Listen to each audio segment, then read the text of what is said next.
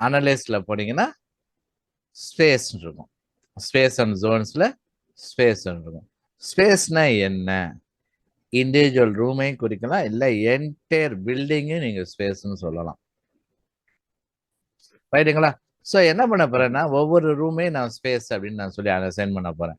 பண்ணிட்டு அந்த ரூம்ல என்ன ஆக்டிவிட்டி நடக்குது, எத்தனை மணிலேருந்து எத்தனை மணி வரைக்கும் அந்த இதை வேலை செய்ய போறாங்க, அந்த ரூம்ல இருக்க போறாங்க, என்ன மாதிரி ஆக்டிவிட்டி பண்ண போறாங்க, என்னென்ன எக்யூப்மெண்ட்ஸ் இருக்கு, என்னென்ன லைட்டிங்ஸ் யூஸ் பண்றாங்க, எத்தனை பேர் இருக்காங்க, எல்லா டீட்டெயிலும் நம்ம கொடுத்தாதான் ஓரளவுக்கு 70 to 80% அக்யூரேட்டா நம்மளால கால்குலேட் பண்ண முடியும். Cooling load